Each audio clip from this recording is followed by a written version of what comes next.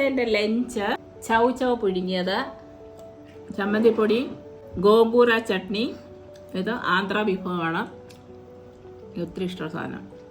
കോവയ്ക്ക, ഇതൊക്കെ മെഴുക്കുരുട്ടൊന്നും പറയാൻ പറ്റത്തില്ല,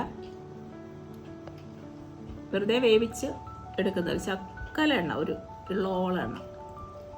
വെള്ളരിക്ക പച്ചടി, ചുമ്മാ വെള്ളരിക്ക വേവിച്ചിട്ട് വെള്ളരിക്കയും പച്ചമുളകും കൂടെ വേവിച്ചിട്ട് ശക്കല എണ്ണയിൽ കടുവറുക്കുക, കുറച്ച് ഇഞ്ചിയും കൂടെ ചേർക്കുക, എന്നിട്ട് തണുത്തതിന് ശേഷം തൈര് ഒഴിക്കുക. അത് പിന്നെ ഇതാ നവരമീൻ.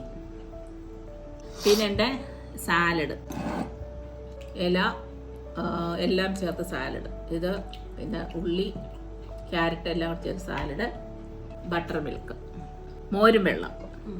ഇതാണ് എൻ്റെ ലഞ്ച്.